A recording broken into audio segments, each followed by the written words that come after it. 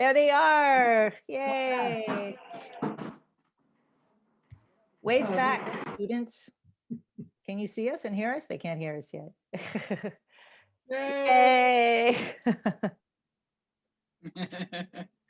uh, may I take this opportunity to welcome everybody to this very important meeting on perioperative workshop. And something about perioperative. Surgical care is essential in improving population health. That's a fact. It is estimated that there is one operation performed annually for every 25 human beings alive. With this volume, there is a great potential source for a public health crisis. Globally, perioperative mortality has declined significantly over the past 50 years, with the greatest decline in developed countries. It is in developing countries where avoidable surgical complications disproportionately account for a large proportion of preventable medical injuries and deaths globally. A surgical complication is any undesirable, unintended, and direct results of operation affecting the patient that would not have occurred had the operation gone well, as could reasonably be hoped. And this is the reason why we have this workshop. So may I take the pleasure to introduce the panelists for today's workshop. Well, thank you, Dan, for that introduction. I appreciate that very much. And as you said, I recently retired a year ago from my full-time job in the operating theater, although I must say I still miss it very much. My father practiced medicine until he was 88. I don't know if I'm going to go that long, but I'm always looking for new opportunities to help people and organizations, and I'm very proud and pleased to be part of the Tiba and the Matibabu family. So with that, I'm going to share my screen. My part of the talk today is going to be focusing on the preoperative evaluation and optimization of our surgical patients coming to theater. I ran a preoperative clinic at my hospital for 15 years or so, working with both medical officers or internists, and we had quite a number of nurses and nurse practitioners or nurses with extra training who did the majority of the preoperative evaluation with our patients. So let me share my screen.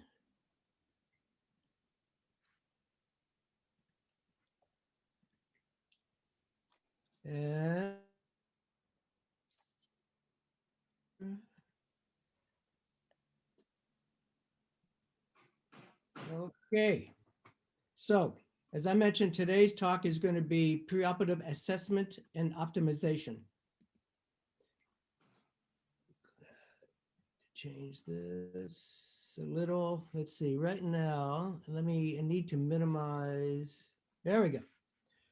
Patients bring a wide variety of medical comorbidities and psychological issues with them to the operating theater.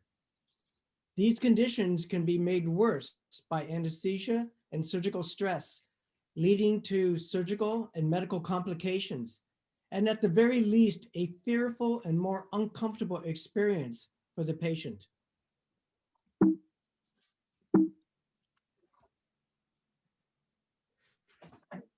Preoperative assessment and optimization reduces perioperative morbidity and mortality, decreases last-minute case cancellations, and reduces the requirement for additional procedures due to complications. Under assessment, I would include a good medical history, a physical exam, and preoperative lab work and studies. In regards to optimization, this is treating medical issues in the attempt to improve the patient's health prior to surgery so the patient has the best possible surgical outcome. And in this case, when we're optimizing a patient, we're really talking about elective cases for the most part. Needless to say, if a patient comes for emergent surgery, we do the best we can with what information we have at that time to save their lives and get them through this emergent event. So in terms of the pre-op history, when should we do this? Earlier is generally better, allowing time for optimization if required. But even if the patient shows up at the theater for the first time and you have maybe an hour before surgery starts, getting as much information from them as possible is always beneficial, as that will help the surgeon and anesthesia staff and the post-operative staff, help and manage this patient. Who should do the pre-op history? Frequently, it can be a nurse. It might be the surgeon, a medical officer. It might even be a clerk who has special training in doing these pre-op histories. It can be done by phone. It can be done in person. At my hospital, the majority of our preoperative histories were taken over the phone 1 to 3 weeks prior to the patient coming to the hospital. Past medical history should be focusing on risk factors within the cardiac, respiratory, infectious, and other potential complications that might arise, increasing to problems and complications following surgery. Under cardiovascular system, we might ask, does the patient have hypertension? If so, is it controlled? Is there a history of ischemic heart disease? Might the patient have active angina? If they do, what kind of symptoms are they presenting? Does the patient have a history of a recent myocardial infarction within the last year or so? These can all contribute to complications around the time of surgery. Does the patient have a history of congestive heart failure? Are they short of breath? Do they have dyspnea upon exertion, or PND, paroxysmal nocturnal dyspnea, in which the patient becomes short of breath when they lie down? Does the patient have a history of palpitations that might indicate an arrhythmia, especially atrial fibrillation, one of the more common arrhythmias we see? Does the patient have a history of cardiac valvular disease, such as aortic stenosis? The knowledge of this can greatly affect what kind of anesthesia is given to the patient. Under the respiratory system, does the patient have a chronic cough? If so, is it productive? If the patient is producing sputum with a chronic cough, is it clear? Is it yellow? Might it have tinges of blood, commonly seen in some end-stage patients with TB? Is there an asthma history? If so, are they? Does the patient have a history of TB? If so, is it currently under treatment or has it been treated? Is the patient a known diabetic? If so, are they currently under treatment, and what is that treatment? Under gastrointestinal system, especially in certain parts of Africa, chronic diarrhea is quite common and can lead to dehydration that might make anesthesia more risky. So this is an important question. Does the patient have a history of chronic diarrhea? And if so, how severe is it? Does the patient have a history of liver disease or cirrhosis? And if so, could that have been caused from increased alcohol intake? Under the neural system, is there a history of prior stroke, traumatic brain injury, possibly occurring from a motor vehicle accident or from a work-related injury, a history of seizures? If so, when was the last seizure, and are they under treatment for it? Is there a significant history of dementia in the patient, for example, an elderly patient? Usually this history will come from the family. Does the patient have a history of severe anxiety or psychosis, which may affect how the medical staff needs to interact with them and their family? Does the patient have a history of malaria, TB, or HIV? If so, for any of these, is it currently under treatment or is it symptomatic? Is there a history of sickle cell disease? If yes, is it symptomatic? And is there a history of potential bleeding issues with the patient from liver dysfunction or other inherited bleeding disorders? This usually will be elicited from a history of increased bleeding with dental procedures or prior surgical procedures. In women of childbearing age, might they be pregnant or could they be pregnant? Does the patient have a history of recreational drug use, such as significant alcohol intake? And if so, do they have any history of alcohol withdrawal symptoms, such as tremors? Is there any history of narcotic abuse, such as patients who utilize opium, heroin, or prescribed drugs? Is there a prior history of problems with anesthesia, either with the patient or in their family? There are certain inherited disorders that can cause great harm when the patient is exposed to certain types of anesthesia, and having this information is, of course, vital to the medical staff. And then one must document the patient's current medications that they may be taking prior to coming to surgery. One should document the medications and dosages if possible. If the patient is taking an anticoagulant or a blood thinner, they will likely need to have this medicine stopped prior to surgery. Otherwise, it might lead to significant bleeding. And are there any medication allergies? So once you've recorded all this information, where is it to be kept? Can one develop a standardized form so everyone is asking the same questions at that particular facility? This could be done either on paper or via a digital format. Another good important point here is there a way for the information to follow the patient throughout the perioperative process? At a prior discussion, Daniel Ogola very well made the point that transfer of information during handoffs from one team member to another is very important during the perioperative period. So critical information flows with the patient throughout the entire process. And then finally, is there a process to inform the medical officer or surgeon when significant medical issues are identified?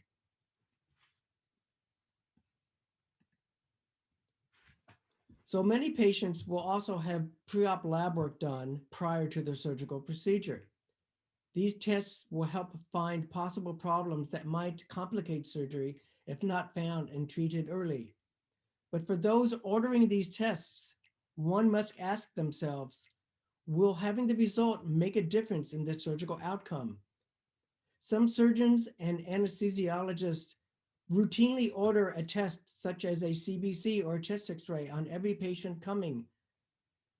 But if it's not going to result in a better outcome for the patient, why put the patient through the time, effort, and potential cost of this? So these should be discussed amongst the medical staff, especially those ordering these tests, prior to making the patient go through this process. Common preoperative tests include a CBC or complete blood count, especially for surgeries with significant potential blood loss, in diabetics, blood sugar levels, and in elective surgeries, at what point or at what level should the surgeon be notified? If a patient has a mild abnormal blood sugar, maybe it's best to just leave it alone. But if it is significantly elevated, this can affect postoperative healing, and it may be some reason that the surgeon might need to delay and get the patient treated beforehand. In patients with liver disease, a bleeding disorder, or those taking anticoagulants, a preoperative PT or PTT is generally indicated. For patients with symptomatic angina or arrhythmias, getting a pre-op EKG would also be indicated. In my practice, getting a chest X-ray is really only required when the patient has significant respiratory symptoms and one might suspect pneumonia, heart failure, or active TB. Other common tests might also include liver function studies in patients with known liver disease or significant alcohol intake, or a creatinine in patients with known renal dysfunction. So for my physical exam, I generally start by looking at the patient's general appearance and making note of their nutritional status. Are they morbidly obese? Those patients with extreme obesity, with weights of, let's say, over 200 kilos, that can affect the anesthetic risk. And as an anesthesiologist, I always like to know this ahead of time so I can plan for that in deciding what kind of anesthesia is best for my patient. Might the patient be cachectic or abnormally thin?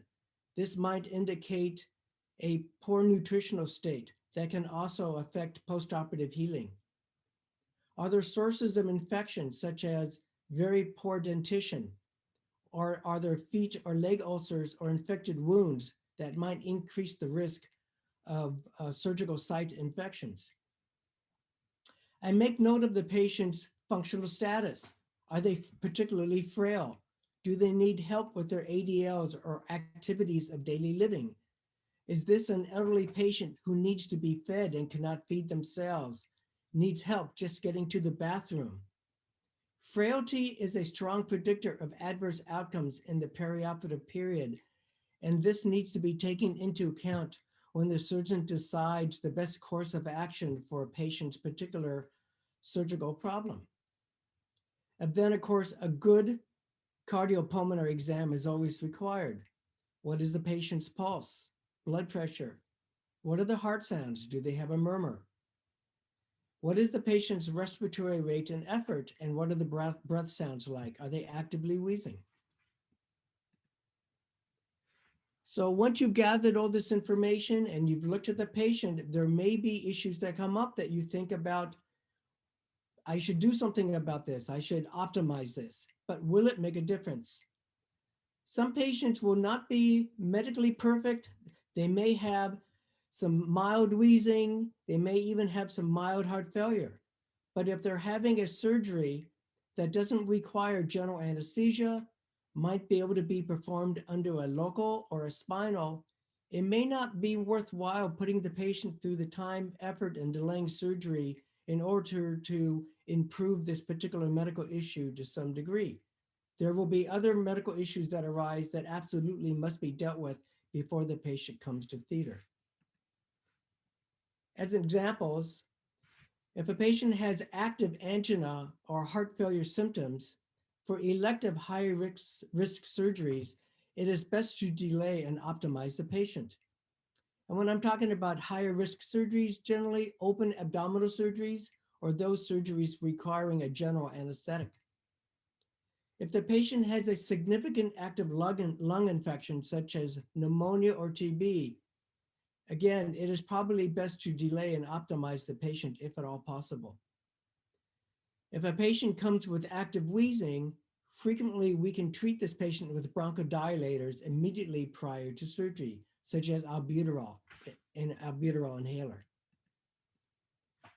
In patients with known diabetes, if the preoperative blood sugar is significantly elevated, we will frequently treat the patient with insulin immediately prior to coming to surgery. Now, what is significantly elevated? That is generally determined by the surgical or anesthesia staff. But I would say generally if a patient has a blood sugar over 400, it should be dealt with prior to starting the surgical procedure. Otherwise, the patient might have an extremely high sugar after surgery from the stress of surgery, developing to diabetic ketoacidosis. Some patients will come to the surgery in a state of anemia. If very severe, this can be indicative of other pathologies and medical issues, but anemia alone rarely leads to poor outcomes in healthy patients. That being said, it may increase the requirement for transfusion in larger blood loss surgeries. Those patients who abuse alcohol and narcotics are at times putting themselves at risk for their surgeries.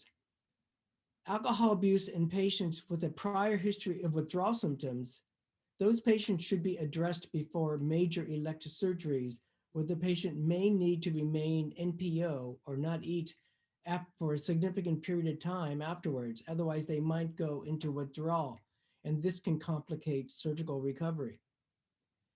Patients with a history of taking large amounts of narcotics may have a difficulty with pain control after surgery, and it does help to plan for these patients with this knowledge. Some patients will come with extreme anxiety, and the patients who have significant fear and anxiety prior to surgery, generally they have more pain and suffering postoperatively. These patients in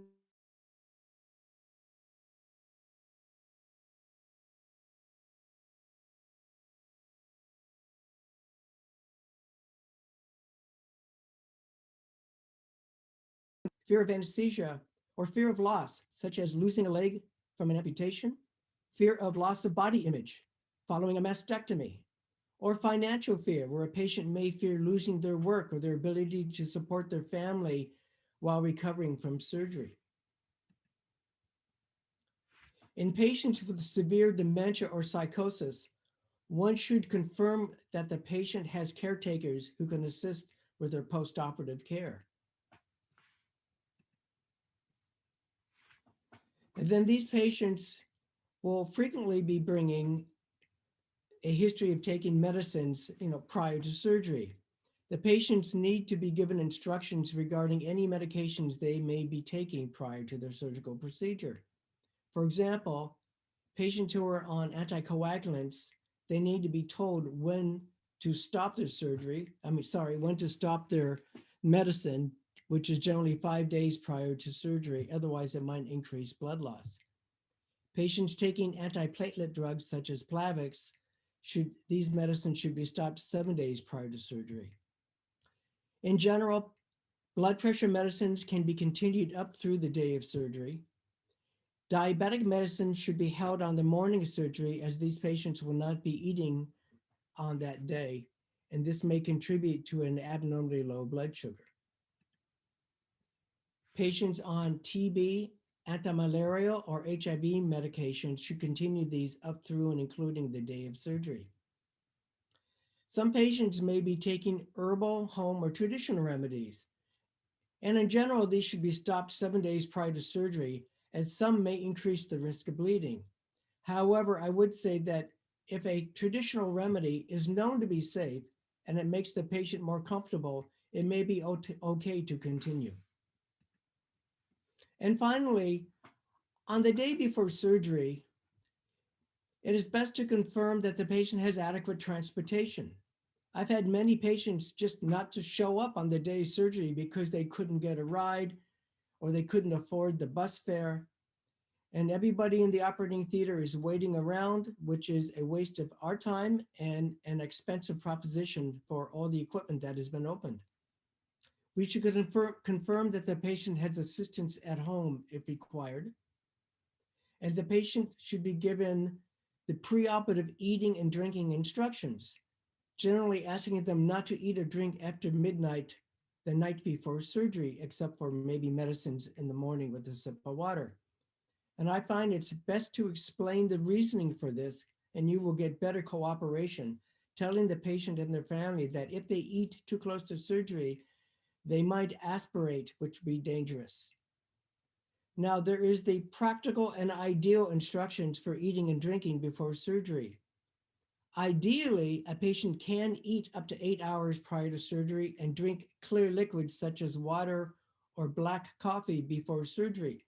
But I found in my practice that the more options you give them, the more chance there is for them to make a mistake eating immediately before surgery and leading to a cancellation.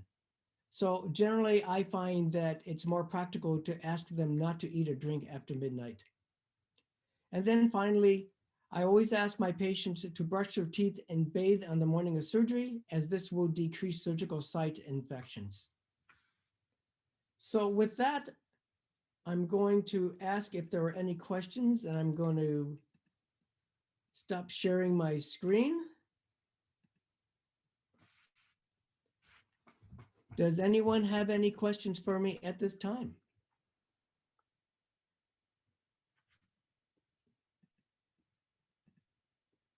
If you have a question, you can raise your hand or you can put it in the chat and I'll read it. Or if you want to save your question, we will have time for questions at the end as well. I hope I didn't move too fast. I hope that was clear for everybody. My understanding is that my slides will be available for those who want it. If they can't take notes fast enough, I wasn't a particularly good note taker and always relied on copying the slides later. Great. Well, listen, I think they actually had your slides in advance too. I saw some really positive comments already in the chat. So let's move on to our next speaker just for time.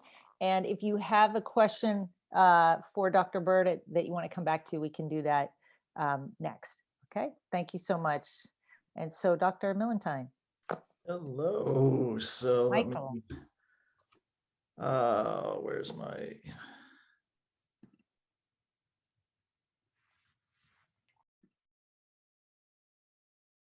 trying to share my screen. Okay, while he's looking for that, you guys are all going to help me, okay? It is Michael's birthday week. He just had a birthday. So everybody clap for Michael.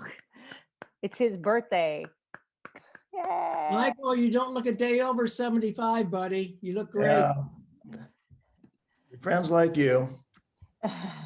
What a nice way to spend his birthday week, to be with us and to be getting ready for his talk here. Okay, this is, embarrassing, but I've done this countless times and now I'm having a hard time opening up what's on my screen. Wait a minute, you just hit the... You push the green share screen at the bottom. Yeah, I did that and I got a desktop. I've done that. I got my PowerPoint up and it's not You like... have to click on something because we don't see anything yet. Did you? Oh God, you know what happens? I'm sorry. I should have done to set this up.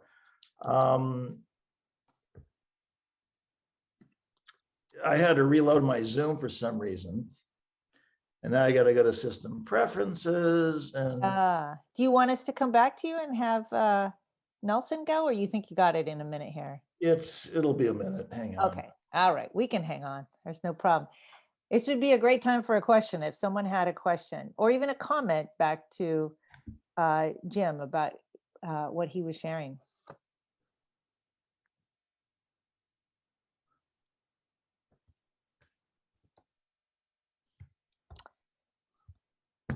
I have a question. Dr. Morgan, do you have something? Dr. Morgan?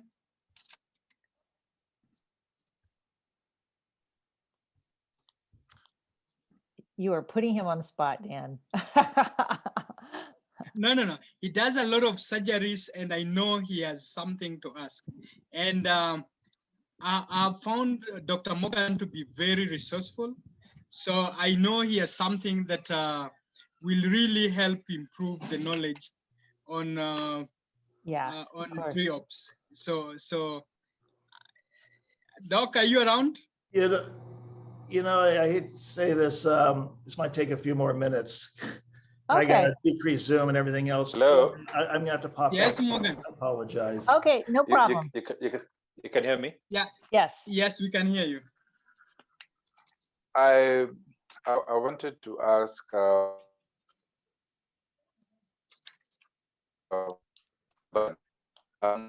before surgery and after surgery. Do you routinely use things like PPIs for things like gastritis? Jim, you are muted.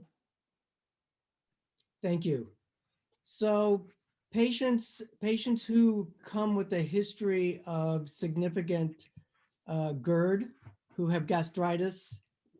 If they are already taking their PPIs, we continue it. Or if a patient gives a history of significant reflux, frequently immediately before coming to the operating room, the patient will be given a intravenous PPI. That being said, it is my understanding in the literature that for some gastrointestinal surgeries, there is concern that PPIs can lead to more complications. So I'm not sure if that is, Dr. Morgan, what are you referring to? I believe that is an ongoing discussion, at least amongst my general surgeons, that for certain surgeries, they would prefer the patient not to be on PPIs. And I believe that is more those gastrointestinal surgeries where they may be having to do an anastomosis, that PPIs can lead to anastomotic leak, increased risk. Is that what you were referring to? Mostly is just the stress of surgery. Yes. And maybe the delays that happen in theater. Yes. If you can use, just continue. No, I'm agreeing with you. I think for the most part, I think that if a patient does not have a history of gastritis or significant heartburn, we do not give it to them routinely. If they have a history of this, then we make sure that they continue it. Okay, thank you. You're very welcome. Good question. Thank you. All right, thank you. Are you all set? It looks like you're set up, Michael. I'm set. All right, great. Apologize for that.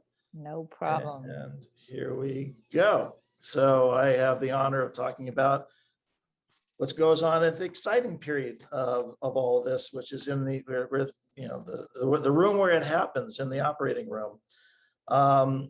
So first, it's a pleasure to be here. Thank you, Dan, for that wonderful introduction and for all the wonderful things that you do at Madi Babu. I love my missions when I go over there, and looking forward to getting back to it again, hopefully this January, and meeting a lot of new fresh faces that I'm seeing here, as well as all the old friends that I've made when I've been over there. So basically, my talk is about kind of broad strokes about what's going on in the operating room. My gosh, I could talk about this for hours, so it's just going to be high level. But I happen to go deep into anything anybody wants me to take them into. But basically, we're going to talk about what goes on in the OR, the steps, the goals, team member roles, and those sorts of things. So what is the intraoperative phase? Well, pretty obviously, it's when the patient goes into the operating room and when the patient leaves the operating room and is transferred over to the PACU, or the recovery room, and transferred to the recovery nurse. And just to underscore what Jim was talking about earlier, and Dan Ogala's famous quote, that's another transfer of information from one care team to another, and it's those transfers. And it's a big thing here in the United States where, sometimes things get dropped, and that's why it's really always good to have a standardized kind of a checklist so that all the relevant information gets passed on to the recovery person at that time. But getting a little ahead of ourselves there. But basically, let's kind of drop down, basically, what are the steps in the operating room? Well, obviously, one is entering the operating theater with the patient. And this is a time when there's a lot of high stress, and the patients are extremely nervous. And whatever you can do to kind of just, develop a nice rapport, conversation with them, being at ease. If you're at ease, it makes the patient at ease. It's a critical time for the patient's kind of psychological well-being at the time that they're awake before they go off to general anesthesia. The next thing is, you're putting it on the surgical table. And this is a time that's important to make sure that they're comfortable, because once they're off to sleep, they're not going to be able to tell you if something is not comfortable. And so it's an important time to make sure that there's padding on the arms. The arms are put on arm boards, or they're not too far extended, or things of that nature. Then induction of anesthesia. Generally general anesthesia where they're going off to sleep, but it's not always necessarily that. It can be spinal anesthetics, epidural anesthetics, anything else. But this is where, the time where obviously the anesthesiologist, me, is busy inducing the patient and sending them off to sleep. And it's always nice for the anesthesiologist to have someone standing at their side, assisting them in case, usually we can all handle it all our own, but you never know when something's going to come up and you need someone's help. Once the patient's off to sleep, then the patient gets positioned in the proper position for whatever the surgery is. If it's abdominal surgery, you're not going to be moving the patient around much, but obviously if you're doing back surgery, you got to flip the patient over into the prone position, and that's always an exciting, in those kinds of surgeries, exciting kind of times. But you need to make it position the patient so to optimize access for the surgery. Then we start scrubbing the patient and cleaning off the skin with whatever the prep solution that is typically used. Here we use ChloraPrep, chlorhexidine, betadine, whatever it is. And talk a little bit about more of this further. And then the subsequent draping. And this process is what we're doing really is creating a sterile field. So I'll get to over the most important thing about being in the operating theater is preventing infection, and that is creating asepsis, and that's what this whole thing is about. And it's a very coordinated process that we go through that creates the sterile field.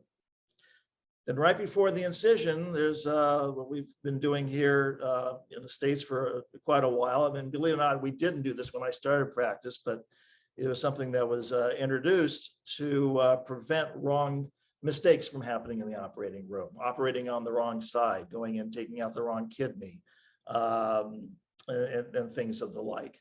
I've had an experience myself way early in practice where we somehow managed to get the arthroscope into the wrong knee.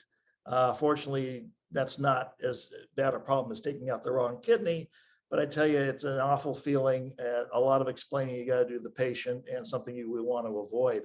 And that's why it's very important at the very beginning, before you hit the point of no return, is to go through a checklist to make sure that it's the right surgery in the right place, on the right patient, et cetera. I'll talk a little bit more about that later. Then comes the point of no return, the incision and the ensuing procedure. And once that starts, of course, this is the thing that takes the most amount of time. And the role of intraoperative nursing is basically to provide homeostasis and to provide basically keeping everything, all the physiological aspects that's going on with patients very normal. Then you come to the point where you're closing and dressing, waking the patient up from anesthesia, and then transferring them to the operating room. So those are all the different steps that go in to but what are our goals? Our goals, the number one goal of an operating theater is to prevent infection. I mean, you think about it, if that wasn't a problem, you can probably do this in the bedside, but that's not possible. So you need to have, an operating theater that is clean and clean between cases, and great attention to detail to prevent infection. I think that's probably the overarching goal of what an operating room is all about. Also, it's an environment where we keep homeostasis. And what do I mean by that is, things like, patient's temperature. You want to make sure that the patient's temperature doesn't get too cold or even too hot. It's a place where we can safely administer anesthetics. And it's also a place where we can deal with blood loss and preventing blood loss. So these are kind of the goals, of being in the operating room. But what kind of things must we do to, at least, I'm just going to focus on the asepsis part. Minimal traffic in and out of the theater. You want to, you don't want it to be the social gathering place where there's constant people going in and out, because that always put the possibility of introducing more infections. So keep traffic in and out to a minimum. Between cases, floors, walls, ceilings, anything, or actually there's more in the construction of an OR, they're made out of materials that are easy to clean and to keep clean. Temperature control in the operating room is very important, ideally between 68 to 75. You want to keep the bugs from growing, but also you want to keep the people in the room comfortable so they can stay focused on what they're doing. And relative humidity is kept between 40 to 60%. So then we'll talk a little bit about, how we dress up to go into the operating room. And if you notice, it's the only place where we all dress the same. But everyone in the room must have, scrubs, which I interestingly didn't get on this slide, but, basically, a shirt and pants that are supplied, that are clean and not your clothes from the outside, a surgical cap, mask, and shoe or boot covers. So that's everyone in the operating room gets those. But in addition, if you are going to touch the sterile field, in addition, you must wear a sterile gown with sterile gloves, as well as your safety eyewear to protect yourself from splatterings from bodily fluids. So this is, basically, the environment looks like, and what's going on. There's the whole surgical team includes people that I kind of divide into the sterile field and outside of the sterile field. And that area right there is the sterile field. So if anyone's going to be touching that, you notice that you got to be wearing a gown and gloves, and great attention is made to that no one from the outside is touching that. People who are new to the operating room, one of my favorite things to say is don't touch anything blue, because generally everything in blue is the drapes and everything that's over the patients, and that tends to be the sterile field. There's some outside things that are also blue that you probably could touch, but if you want to be very careful, make sure you don't make a mistake, which I know I have when I first got into the operating room. Your initial reaction is to help something, and you pick something up off the instrument table, and everyone just rolls their eyes at you and thinks, oh my God, because now they got to take the sterile field and break it all down. And so that's one of the things, is just be very careful about what you touch. And you don't want to touch anything in the sterile field unless you are scrubbed in. Outside the sterile field, so inside you obviously got your surgeon, plus minus an assistant surgeon, and the scrub nurse or tech. Outside is the circulating nurse and the anesthesiologist. So it's my role. I never enter the sterile field, so I don't have to scrub up like the surgeon does, which is very nice. But let's talk about the different roles. So the circulating nurse is a very important role, and the circulating nurse, basically their overarching responsibility is assuring cleanliness in the operating room. But on top of that, they also kind of monitor and make sure the temperature of the room is right, make sure that the lighting in the operating room is right so the surgeons can see what they're doing, make sure all the equipment is working safely, that all the supplies and materials are available when they're needed. The circulating nurse is basically, to see as the gopher, is the one that's basically running around making sure everybody is well equipped and has everything that they need. And it's also important, they're the ones who actually are making the notes and recording what's going on in the operating room. So everyone has a good record of what went on there. But they also, keep an eye out on aseptic techniques. They're the ones who are watching that anybody else is in the room. They're not touching the sterile field and things like that.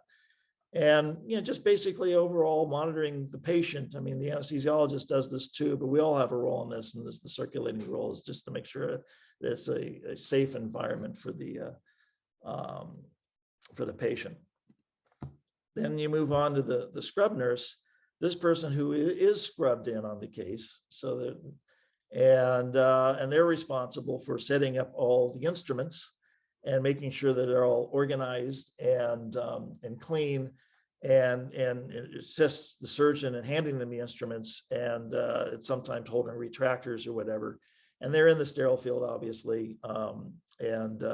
The other thing important that they are responsible for is counting things such as needles and sponges, so that the count at the end of the case is such that we know that we didn't leave anything inside the patient. And they have counts, and literally it's first in the operating room was always funny. It's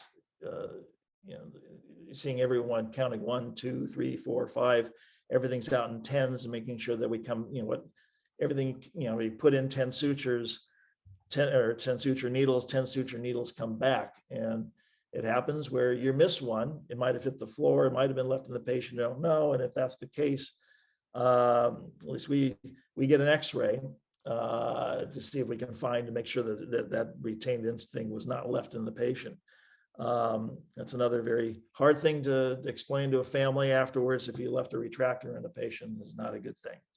So we do our utmost to never let that happen. Let's talk a little bit about positioning, because this is a very important part. So remember back, it's not just always important for positioning when they're going off to sleep, but if you're going to be making a patient move to if you're doing a hip surgery, they're going to be on their side in what we call the lateral decubitus position. And there's certain things that we need to do to make sure that pressures and being exerted on nerves, that if someone sits there for a couple of hours, could be damaged, and we don't want that. So, but the nurse should have an idea of which patient position is required for each surgical position for procedure, and lots of factors that go into this. Being as a comfortable. Point one is, like I said, if they're going to be in the supine position, make sure they're comfortable before you put them off to sleep. And they're the best ones to say if something is, if they have an issue with their shoulder, or prior shoulder surgery, or injury, and they can't put their arms out to the side, it's best to know that first thing. Someone's making a highlight on me. This is great. The patient should be. Or listen, so then the other goal is to make sure the operative area is adequately exposed, and however you have them, the vascular supply to whatever limb or whatever should not be obstructed in an awkward position or under undue pressure. So like in the lateral decubitus position, we always fold up a folded blanket, or even an IV bag to put in the axillary area to prevent pressure on the arteries and the nerves that come out through the axilla into the arm, to prevent any kind of injury in that part. There should be no interference with patient's respiration. So their chest should not be constricted, so they can breathe if they're breathing on their own, or we can ventilate for them. And like I talked, the nerves of the patient must be protected from undue pressure. Like I talked about that. Shoulder braces are plus minus. Some people feel shoulder braces can cause issues, especially when you start putting someone in a very, what we call a steep reverse Trendelenburg position, where their head is down, and if they pull into the shoulder braces, that can cause problems. And also, in case of excitement, basically we put gentle restraints on. If they're asleep, it shouldn't be a problem, but sometimes during anesthesia, and if we don't have adequate paralysis, the patient might wiggle if the level of anesthesia gets a little bit low. So you want to have gentle restraints on them, making sure that they're not going to leave the table. So let's move on to talking about anesthesia. Basically, the three phases of anesthesia: induction, maintenance, and emergence. And this is kind of the reference to flying a plane. There's takeoff, kind of in-flight, maintaining things, and then the landing. And of course, with the induction of anesthesia, one of the things we might ask help with a nurse is if we need to have cricoid pressure. And if Jim talked about earlier, if they have an empty stomach, we don't tend to worry about that. But sometimes we have to do emergency surgery on someone who just ate a full meal, and we don't have time for that 8 hours to go by to have them cleared from their stomach. Doesn't mean we can't do a safe anesthetic, but there are things to do to prevent aspiration. And that's the using cricoid pressure, and this pressure on the area. Sorry, I don't have a graph on showing exactly what that is, but I'm sure some of you know. And then there's the maintenance phase, and basically that's just making sure patient stays comfortable, blood, all the vital signs remain normal. They were keeping them under an adequate level of plane of anesthesia. We also do things to make sure that their temperature stays normal, and the temperature tends to go down in an operating room, and so that's why we need to have blankets. One of the things we don't have in Monte Babu, and that's one of the things I'm thinking about trying to get over and doing, because specifically after a case I had the last time I was there that lasted all day, and the patient was quite cold at the end of the case, is to bring we call a bear hugger, but it's a forced air, warm air device that goes into a blanket that that holds that air, that goes over the unexposed parts of the patient to keep them warm. But one has to be careful with those, because if the temperature on that's too hot, we can actually make them up too warm. So we need to monitor their temperature while we're doing this to make sure that it stays normal. And then there's the emergence from anesthesia. And I always like to tell people I'm an anesthesiologist, and they say, oh yeah, that's because you put people to sleep for a living. And I go, yeah, but I also wake them up, and people tend to hold a higher value to that. That's the emergence. So we wake the patient up, and that's, there's good timing involved, and we need to get the patient extubated, and usually the nurse is there to help assist us with that. Talk about Michael, excuse me, Michael, I just want to let you know that you probably should take about 5 or 6 more minutes. I'm perfect timing. Great. Okay. Thank you. So general types of anesthesia, general, where basically they're asleep, regional, such as spinals or epidurals, where you're numbing up a certain part of the body, and the patient can be wide awake for something like that. They tend not to like that, so we usually sedate them a little bit to get them through that. And then also there's cases where you may not even have an anesthesiologist, and where basically they're coming in and having a skin lesion removed, and so that just requires some local anesthesia. It doesn't require an anesthesiologist's attention. Skin prep is very important for asepsis, and as Jim said, showering or bathing the morning of surgery is a good step in order to help prevent that. Hair removal from the surgical site is sort of a plus minus thing. Sometimes razoring right before an incision is supposed to be made is actually not such a good thing, but there's different thoughts about the hair removal. But so that's anyways, it's case by case thing, basis goes. Clean incision site with skin antiseptic using manufacturer's instructions for contact and drying time. Some preps actually have to be dry before they're effective. And so after you prep a patient, you need to let that stuff dry, so it has the optimal effect of killing any bacteria that's on the skin. And if you ever go in, you'll learn how to do a proper skin prep, which is basically when you're prepping, you want to make sure that you start on the incision site and you move out in a circular fashion away, and that's creates the most antiseptic part right at the incision, which is where you want it.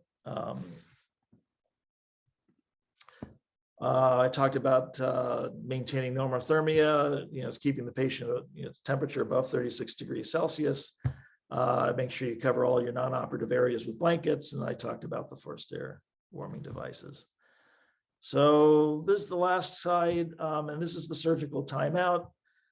You can see in this picture And this is where I tell, don't touch anything blue because everything blue air is sterile. So this circulating nurse who is wearing blue, you could probably touch her jacket, but that's the area that you don't want. So here it's everything's been prepped, everything's been draped, and then we stop and we ask, someone leads through the timeout. This is Mrs. Jones, and she's going to have an abdominal hernia repaired. Abdominal hernias tend to be in the midline, so you have to do the switch site. That's the surgery. Do we have all the necessary equipment in the room? And it's basically a check to make sure we're all on the same page. And believe me, it's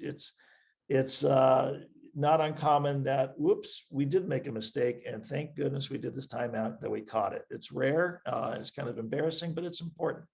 And it's important that everyone in the room pays attention to it when this happens. And with that, that is it. So happy to entertain questions.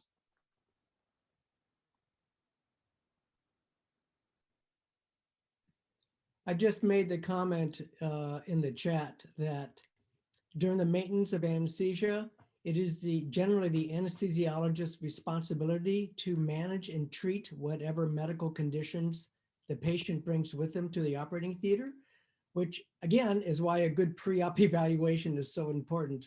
So if under anesthesia, the patient is having heart or lung issues, is again, the anesthesiologist, treating that while the surgery is ongoing. So knowing that information ahead of time is obviously very beneficial to those of us in this particular profession. I'll leave it at that. Absolutely. Great. I think maybe due to time, we should go ahead and go on and hear Nelson, and then we'll take all the questions at the end. So if that's all right, let's move on. Thank you so much, Michael. It's great.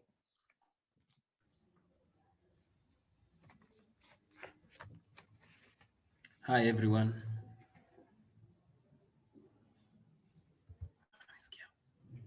Hello. It's a pleasure. It's a pleasure to be part of this audience. And I'm really pleased to be part of the panel with specialists who have over 30 years experience. I'm not yet 30 anyway. So I'm really proud, and it's a proud moment career-wise. So for those who don't know me, my name is Nelson Jakinda. I'm a Bachelor of Science in Nursing holder, a nurse by practice. But currently I'm lecturing both nurses and perioperative theater students at Matibabu Foundation College. So before we go too much, I'd like to take you through my part, which was post-operative care of a patient. So I'll start sharing my screen.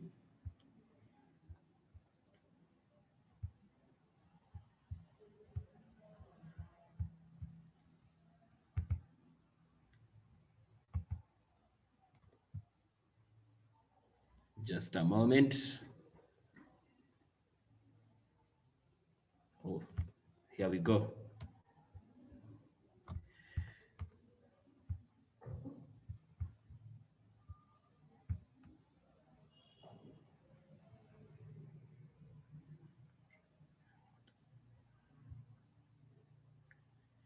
Still loading.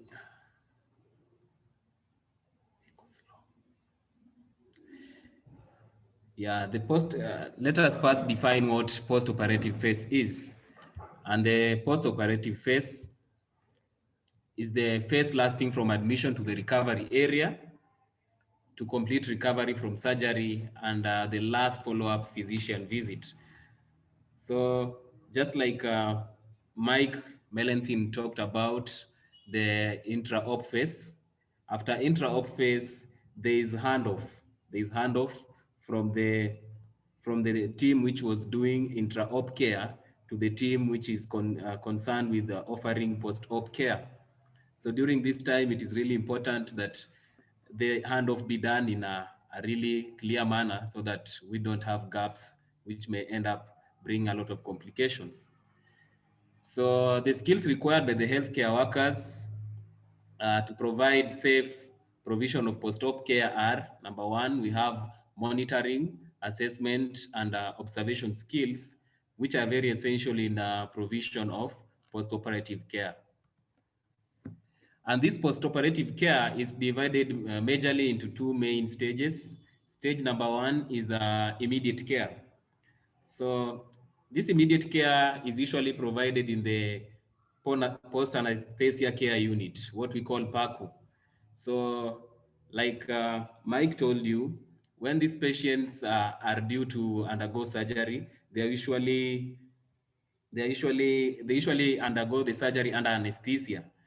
And when they come out from the intra-op phase, they are usually not really well oriented. Some of them are unconscious and some of them maybe are semi-conscious. So they need to be taken care of in the post-anesthesia care unit. Both the patients who are going to spend some time in the hospital, and some of them even get discharged the same day. And the second stage is the ongoing post-operative care. So this is the phase that lasts from the return to the unit through convalescence. Convalescence just means healing from the surgery. So that's the latter phase.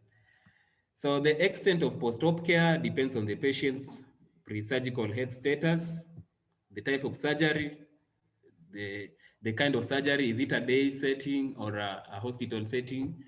So it depends. There is no specific timeline that we have for patients to be discharged from post-op care. So we have the goals. What are the goals to ensure that the patient is safe during the post-operative period? So these goals can be memorized using the mnemonic post-operative, where P stands for preventing and or relieving complications. So our goal here is that we want to prevent any complications which may arise, or if they arise, we relieve them early before they become fatal. Then O is optimal respiratory function. We want to make sure that the patients are getting enough respiratory support and they are functioning optimally. Then support, here we look at the psychological well-being, because as you all know that surgery has a lot of trauma. So we have to look at the psychological well-being of the patient and their caretakers and their relatives too. Then the T here is about tissue perfusion and cardiovascular status maintenance.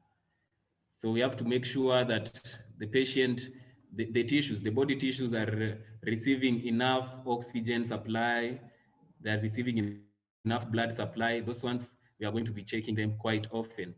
Then O is observing and maintaining adequate fluid intake. Some of these patients might have starved for so long. So it's quite important that we monitor their fluid intake. And we have some tools for nurses. We have the tools which we use. The input and output chart can be one of the tools. We can also have the urine bags to measure the urine that is being excreted out. Then P is promoting adequate nutrition and elimination.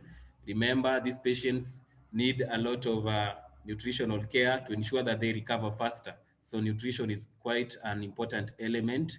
And also, we also have to help them to meet the elimination needs, because some of them are still semi-conscious or unconscious, or maybe due to the type of surgery, they're in a lot of pain, they cannot able to walk to the toilet to relieve themselves. So we have to help them to meet the elimination needs.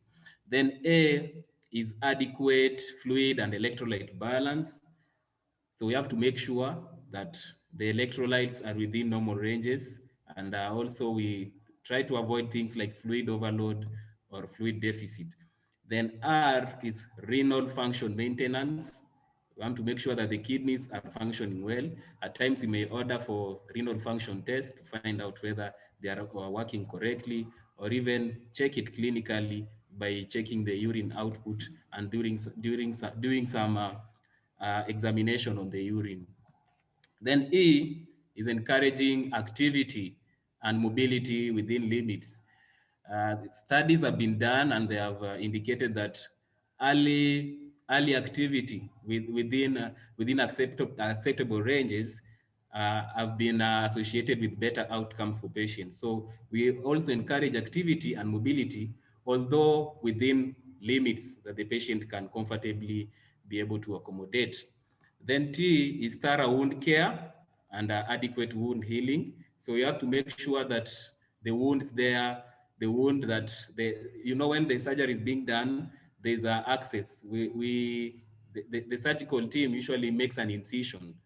So that wound has to be taken care of to prevent sepsis, which can be fatal. Also infection prevention, that one is still under wound care. We have to make sure that the patient is free from infection. V is vigilant to manifestations of anxiety and promoting ways of relieving the anxiety.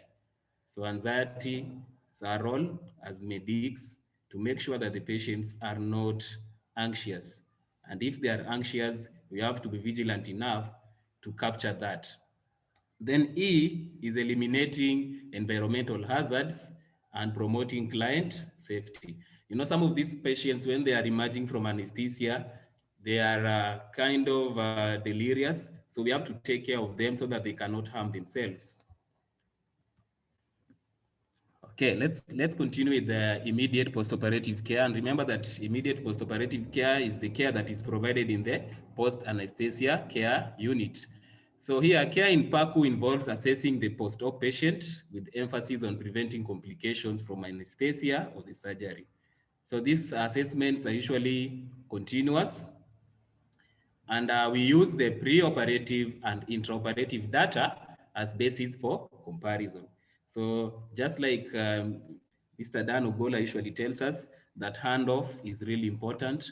So the teams that are involved in care before the patient is transferred to the post-op engage in some kind of handoff. So it's quite important that it be done in the most appropriate manner.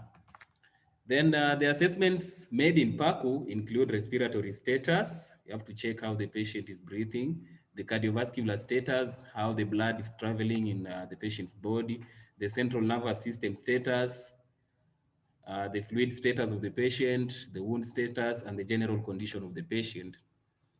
These assessments are made quite often, around 10 to 15 minutes, but the children quickly lose their airway and they can go into crisis. So it's quite important that we be vigilant in that. So emergency delirium is quite common in children because they wake up thrashing and disoriented. So we have to be vigilant also. So they must be safeguarded from hurting themselves and induced into general anesthesia to promote a smoother anesthesia emergence. So at times it may be important to involve the anesthesiologist to just reverse the patient back to general anesthesia when they wake up with emergency delirium. So what are the functions of the healthcare worker who works in PACU? So in PACU, majorly, it is the nurses who man the PACU majorly, but they don't work alone. They work as a team together with the anesthesiologist. They also work with some theater technicians. They also work with the surgeon. So these functions include vigilant monitoring during emergence from anesthesia and the first hours after surgery. Pain management, really important. So pain is really important, pain management. And like we say, pain management is quite important because pain is what the patient says it is and when they say it is there. So pain is quite subjective. So you have to be quite vigilant to what the patient is saying. Then fluid and electrolyte balance, also we have to check that, and stabilization of physiological parameters like heart rate and respiratory rate. You're going to realize that these patients usually are on a monitor to make sure that we are vigilant, and they have some alarms. So when there's a derangement, they usually sound the alarm and the medical workers there respond appropriately. And also we prepare them for the next level of care in the ward or maybe at home. So some countries are advanced than us. They have early warning systems. Countries like the United Kingdom, they have an early warning system. and theirs is called the National Early Warning Score. So this score was developed to provide a standard for assessing, monitoring, and tracking down acutely ill patients. So I think in matibabu, maybe we usually do this, though we don't follow their protocol, as we usually check the physiological parameters like the respiratory rate, the oxygen saturation levels, temperature, blood pressure, pulse rate, and the level of consciousness of the patient. So there's respiratory function, we check it. And how do we check it? Number one, we monitor the respiratory rate, the rhythm, and the depth of respirations. We auscultate the breath sounds. We also check the oxygen saturation levels. We assess the skin color, and also monitor the cardiovascular and mental status. So the airway, at times the patient need an airway because the airway can collapse. They have an airway, and an artificial airway is usually inserted, like a tracheostomy can be inserted. So the airway is not usually removed until the laryngeal and pharyngeal reflexes return. So these ones allow the patient to control the tongue, cough, and swallowing reflexes. Because if they are not able to control the tongue, the tongue can obstruct the airway and the patient can suffocate. So how do you know that the patient is having ineffective respiratory function?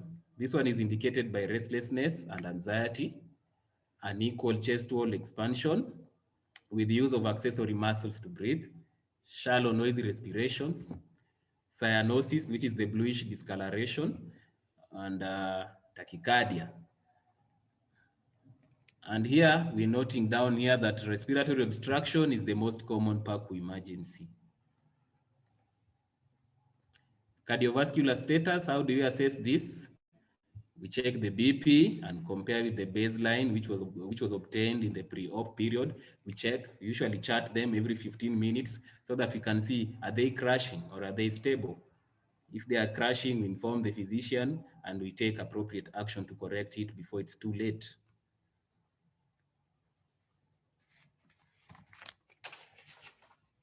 Temperature, this is still under hemostasis. We have to make sure that the patient is not too warm or too cold. So some anesthetic agents, a cool surgical environment, age, and use of infusion fluids usually make the patient prone to derangements in the temperatures. So at times we use the warmed blankets to place on the patient's body in order for them to get warmth. But in the US, I understand you have some more tools like the bear hugger. Then we also assess for shock.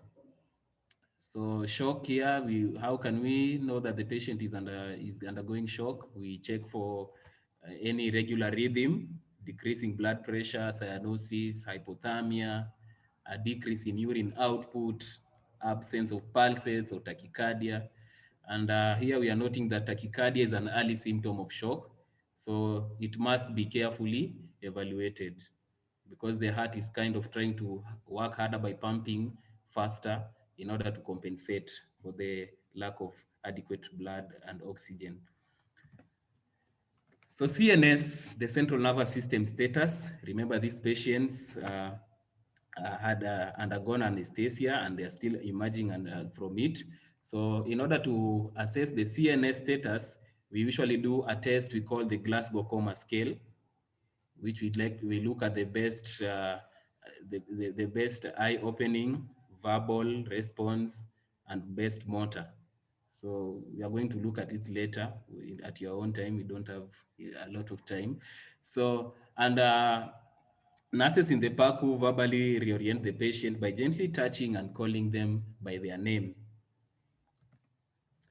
Then the fluid status, fluid imbalance may result from factors such as preoperative fluid restriction, fluid loss during surgery, wound drainage, or the surgical stress response.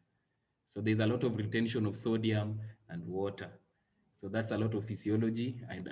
I know we have some non-medical audience, so we don't want to go there. Then What do we do in this period? We assess the fluid status by checking the skin tagger. We also check the vital signs. We monitor the urine output. We also monitor the wound for drainage. And we also monitor the IV fluid intake because we also don't want to overload the patient with fluids. So assess the type of fluid infused, the rate, the location of the IV lines, and the condition of the IV insertion site. Then the wound status.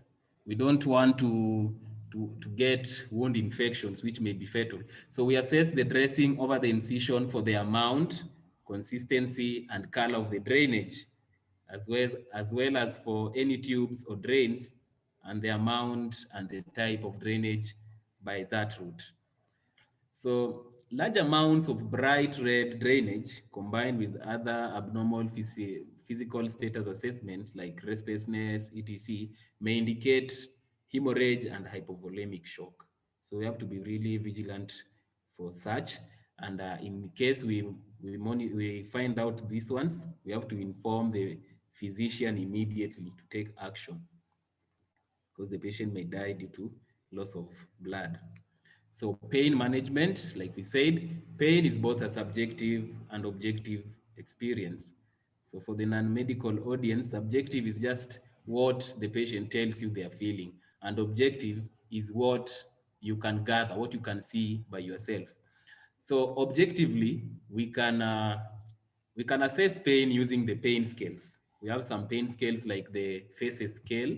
There are some faces there with some facial expressions indicating the level of pain. So with numbers against them. So usually check the patient, how they are presenting, and you give a number against it. Or you can use a numerical scale whereby you ask the patient, maybe in a scale of 1 to 10, how can you rate the pain? Whereby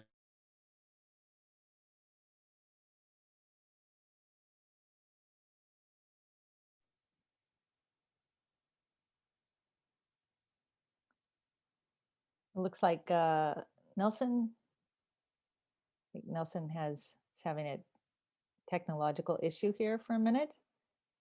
Let's see if we can bring him back on. Nelson, you maybe you should turn off your video for a second and see if that will improve the situation. I think we lost him. Is that the case? Ah. Okay, there he is. Nelson, you want to turn on your unmute yourself?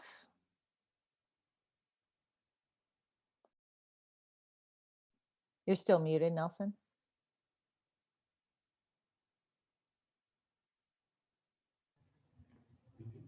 There we go. Welcome back. Thank you. Thank you. Sorry for the inconvenience.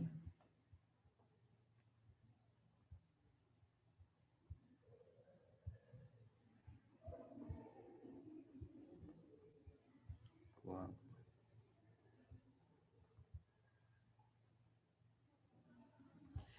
Oh, sorry for the inconvenience. I'm sorry, the internet was lost. My connection was lost. I was still talking about pain management, and we said that we can measure pain objectively using scales like the faces scale or the numeric scale.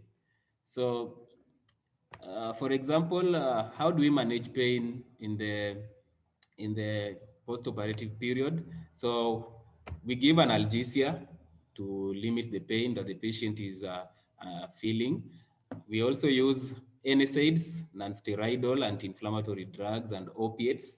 These ones are given in the post-anesthesia care unit. But at times, we can also use non-pharmacological methods. These are non-drug methods to decrease the pain and improve the patient's comfort. So this includes positioning the patient. At times, positioning the patient, changing the position of the patient may help the patient to reduce the amount of pain they are getting. Verbal reassurance by just talking to the patient, and even touch. At times you can just touch the patient, and without saying anything, at least you can limit the amount of pain they are feeling. So preoperative assessments of methods that are personally effective for the patient assist in effective implementation or in the PACU. So not all methods can work for all patients. So the patient is kind of individualized. So the non-pharmacological methods should not substitute the pharmacological methods, but they should just support them. So it's not wise to withhold pharmacological pain management and resort to non-pharmacological pain management methods. Then the general condition of the patient. So what do we do? So here we constantly reorient the patient and reassure the patient that the surgery is completed, and we provide psychological support by just telling them that it's gonna be okay. So careful assessments, proper positioning, and use of side rails maintain physical safety. We don't want our patients to end up falling and getting injuries. So the patient is discharged from PACU when the physical status and level of consciousness are considered stable. And this one is done with the surgeon. The surgeon has to give a go-ahead. So the family is notified that the patient is being transferred back to the room, and the PACU nurse gives a verbal report to the unit nurse about the assessments and interventions during the intraoperative and immediate postoperative phases. So another handoff is taking place here between the nurse in the PACU and the nurse in the wards. Yeah, in Matibabu, we have some tools that we use there. So once the patient is stabilized in the recovery room, the patient relatives are informed regarding the status of the patient. The relatives can be allowed to meet the patient in the recovery room. Remember, they are only meeting the patient when the patient is already stable. We don't want to scare them and cause a lot of emotional turmoil to them. So the operating surgeon provides instruction regarding the postoperative orders, and the surgical process is addressed in brief to the patient's relatives during this time. And the surgeon should mention any specific concern to the relatives. And once the patient is totally awake and hemodynamically stable, the patient is transferred to the post-op ward or the patient's room. And the recovery room nurse should record the patient vital parameters at this stage so that they can go and compare it with the ones that are going to be recorded in the wards. Now let us now look at phase 2, which is ongoing postoperative care. You know, the immediate postoperative care was quite crucial. So ongoing postoperative care is planned to facilitate recovery from surgery and coping with alterations. So the plan of care here involves promoting physical and psychological health, preventing complications, and teaching self-care when the patient returns home. Which tools do we use? We can use a postoperative checklist or flow sheet. The initial assessment is often combined with the implementation of the post-op physician orders. And after conducting assessment, we document the time of arrival and all assessment data. And now this one is quite dependent on the hospital policies and the hospital protocols. So, but we still go ahead with preventing complications like cardiovascular complications like hemorrhage, shock, thrombophlebitis, pulmonary embolus. We still go ahead in checking them and be vigilant. I think they're just the same, they're universal. The type of care is still the same for these cardiovascular complications, the same ones that we talked about in the immediate postoperative care phase. Things like thrombophlebitis, that is an inflammation of the vein. We have to check it. And how do we prevent it? We administer medications like anti-inflammatory agents, anticoagulants, and analgesics. Pulmonary embolus, this one is one of the leading causes of death after surgery. So this embolus is a blood clot or a foreign substance that is dislodged. Excuse me, Nelson, I just want to let you know we're about time, but I think that everyone really wants to hear the rest of your presentation. You know, we had a lot of technical issues at the beginning, so I think if you could just take another 10 minutes, I'm sure everybody will stay on as long as they can because this is terrific. Okay, just wanted to let you know. Okay. Thank you. So these complications, I think we have the slide. We are gonna read it. I'll send you. I think the students already have the presentation. You can go through it. Let me just summarize. So let's talk about promoting a return to health. So these healthcare workers provide interventions during the post-op recovery to promote physical and psychological functioning at as near as normal state as possible. So the plan here is to achieve activities that meet elimination, fluid, electrolyte, nutrition, rest, and comfort needs. So how do we help this patient? How do we help the patient cope with the surgery? So as we know, the surgery may alter the patient's physical appearance as well as the physiological function. So the healthcare worker here, the nurse, the doctor, the surgeon, must be aware of the patient needs and provide interventions that help them to meet these needs and cope with the change. So psychotherapy might be quite important here, and talking to them and to their relatives in order to help them cope with the changes. So nowadays, there's an increasing trend of patients wanting to undergo same-day surgeries. So what do we do during this phase for patients who want to go home the same day? So we evaluate the patient post-operative status and ensure that the patient can safely be cared for at home before we discharge them. So after surgery, the patient is asked to sit up and drink some liquids, and if they're no longer drowsy, dizzy, and they have stable vital signs, they're usually allowed to go home with written verbal instructions which are given to the patient and their family. Usually, they don't allow patients to go home after surgery without someone accompanying them, a responsible individual.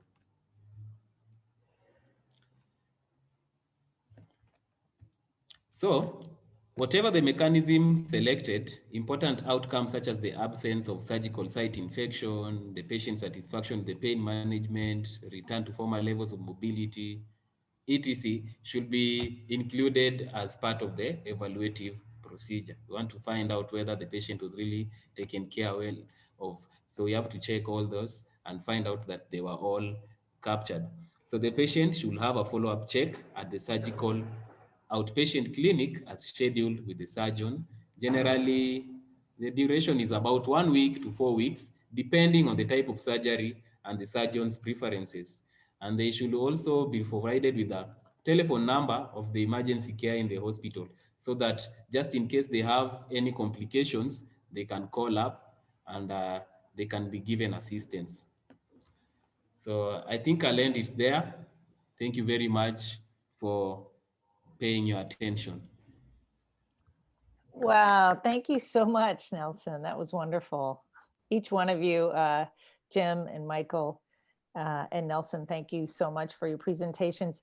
If we ran a little bit over, but there were a couple questions. So I think, if you need to go, we won't consider you rude. Please feel free to go. But Michael, I think 2 of the questions were directed to you. So if you could just, if you'd like to quickly answer them, let's go ahead and do that. Oh, it's 6:30 over there and you want to get home to your families and have dinner, so I'll be quick. Christabel asked a question, when and where should catheterization and shaving be done? Catheterization, I'm assuming you mean bladder catheterization. That should be done in the OR, not ahead of time. I remember the last time I was there, in fact, I think people were getting over catheterized. If you have an inguinal hernia, you don't need have your bladder catheterized for that surgery. And if you're going to do it, it's uncomfortable for the patient, and it can be done after they're asleep. And there's no really, you try not to do catheterizations for a lot of things because it's another way of introducing infections that you can prevent. So we like to not do it as much as possible. But as far as shaving is concerned, that should be done outside of the operating room. Mainly because as you're shaving in the operating room, all those little hair follicles, which can have bacteria, will kind of remain in the operating room. It's best if that's done outside of the operating room. So the other question was from Linus. And this may for Jim, I mean, people know Linus over there. He's a nurse anesthetist. He's fantastic. I got to work with him last year. And in that case, that long case I told you about, had a hard time extubating him. He's the one who stayed up all night with him. Thank you. So I didn't have to. But he asked the question, and it's very in the weeds anesthesia question, but at what rate or percentage do we balance nitrous oxide, air, and oxygen for major cases that last longer than 4 hours?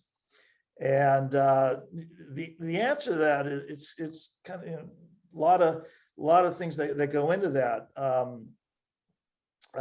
Number one, long cases with nitrous, especially if they're belly cases and the abdomen is exposed, you really don't want to use nitrous because you're going to bug the surgeons, because it expands the bowels and makes it very difficult for the surgeon to work. So in that case, you know, cut the nitrous out. My practice here in the States, I hardly ever use nitrous, which is not true. In the dental office, I do, because it cuts down the amount of sevoflurane I need to use. But in the hospital, I never used it in for a long time. And I started reusing it when I go to Monty Babu's, because you have halothane over there, and halothane doesn't wash in and out of the patient nearly as quickly as Sevo does when we get to use over here. So I think Linus is kind of throwing this at me. It was really from you, Linus, that I learned how to use nitrous again, because I had to, you know, really cut down the halothane use and make it so I can make the patient wake up much faster afterwards. So hope that answers your questions. Again, more in the weeds for everybody else, but that's it. Oh, that's terrific. Linus, I think it's back on. I think he was there right when you were answering the question. And so Linus, we just want to recognize you. You have to watch the whole video when you can. I think that Collins posts these on the Madi Babu training site. So you can see the whole thing there. But I just want to thank all of you for being here today, and especially a big thanks to our presentation, our speakers. It just was fantastic. There's a lot of work that goes into making one of these and having them be successful. I also want to thank the team from TIBA who helped with all the technology, and especially want to thank Collins and all the students who are there in the college right now. It's wonderful to see you as a group, and we are so excited about your future and what you are going to be able to do as nurses and leaders in health. So thank you so much. We can't wait to meet you personally and to come over and see you. And we'd love to hear more from you. So thank you. And thank you everyone for being here.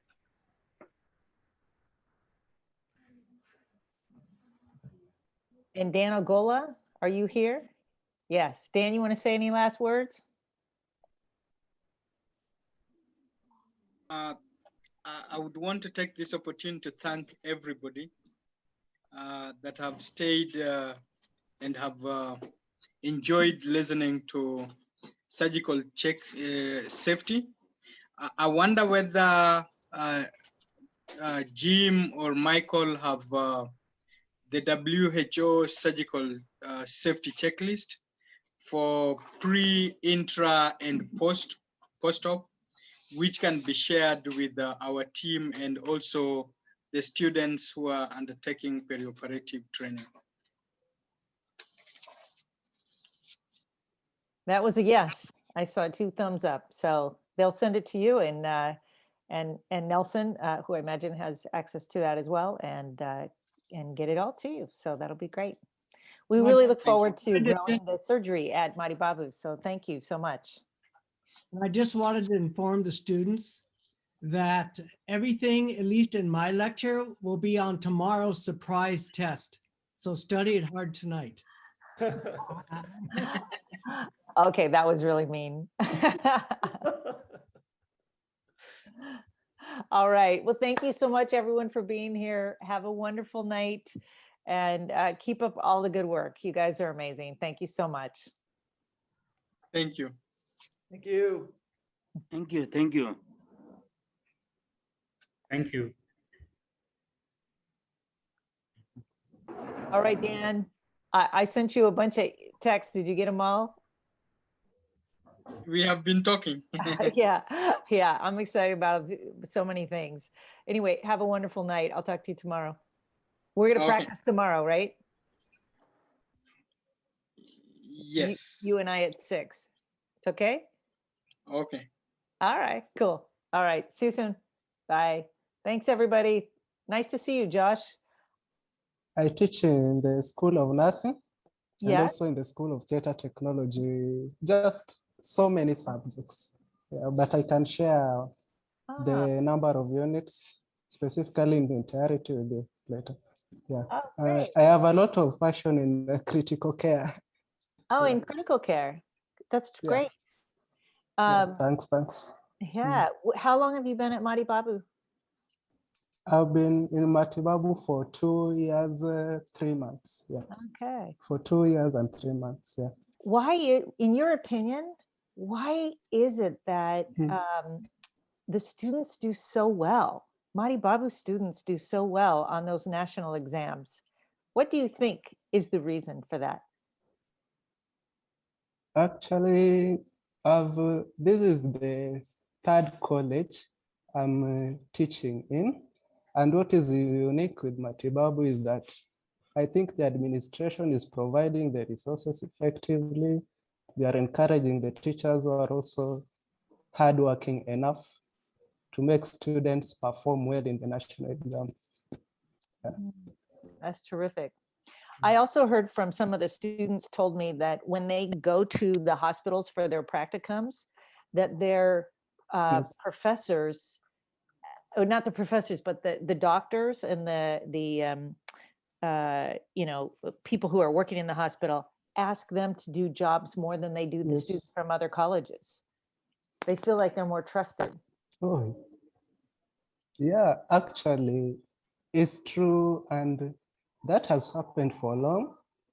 The breed of Matibabu students have been known to be better performing. In fact, some nurses feel good when they appear in any hospital because they have been always really engaging and they meet their objectives well.